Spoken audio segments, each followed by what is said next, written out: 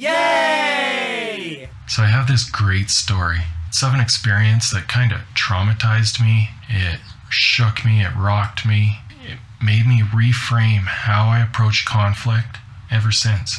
This is Mushroom Phone Smash. Hi. When I was 12, I bought a used cassette tape of Primus's Sailing the Seas of Cheese, and it melted my little brain. So skip ahead to 2015, and I find out Primus is coming to town. They're touring a concept album, Primus and the Chocolate Factory, featuring the Fungi Ensemble.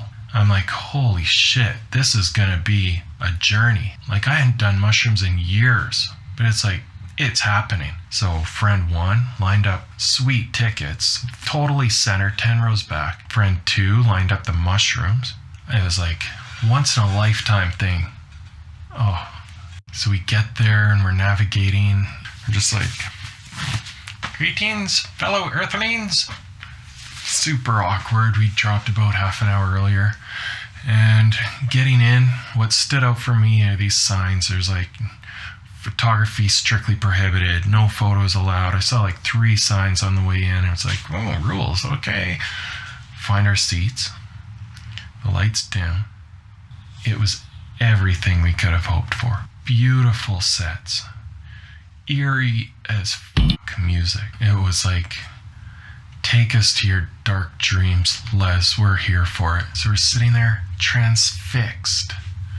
Just like,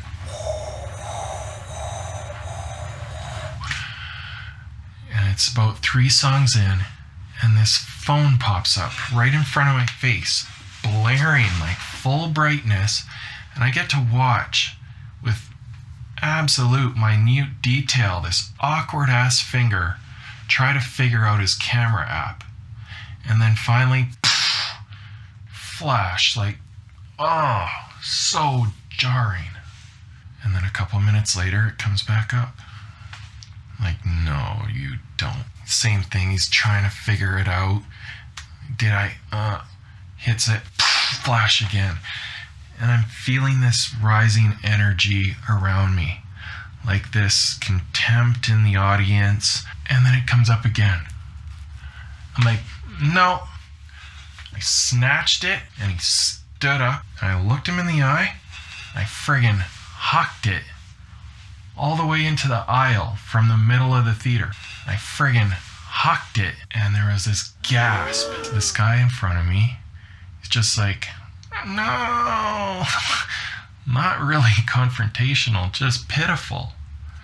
And he goes off, cuts through, gets his phone, and then runs off. I'm like, really? He's gonna get security? But whatever.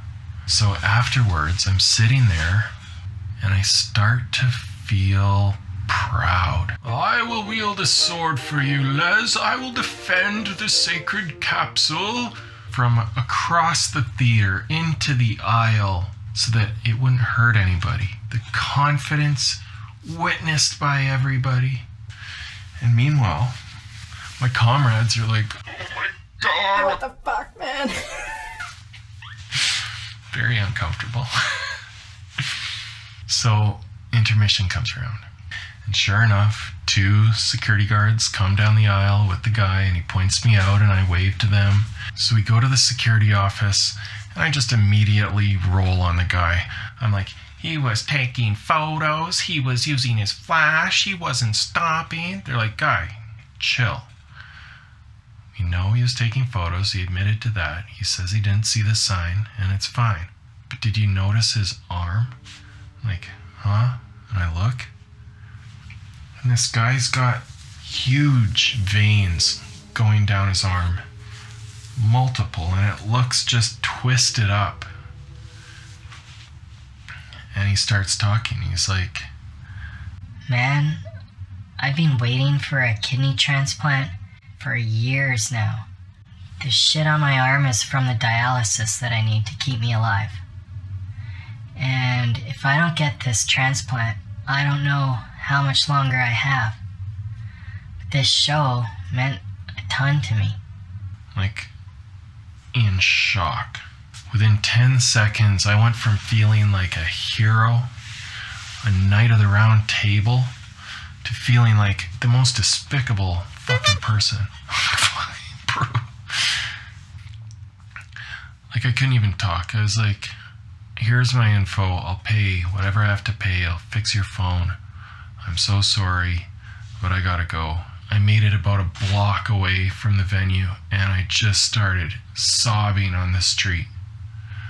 Like, ugly crying, and people were walking by still. This one guy was like, it's okay, man. Primus will be back one day. It's like, thanks, buddy. Where's the 5 fingers? Say to the face! What? Slap! As painful as it was, I consider that experience to be one of the biggest blessings of my life. It was like a perfect storm of things coming together. It held up a mirror, and I saw a pattern that I'd carried my entire life with my temper around losing control, where I would then rationalize and create a story in the aftermath explaining how I could still be the hero. And that wasn't an option in this case.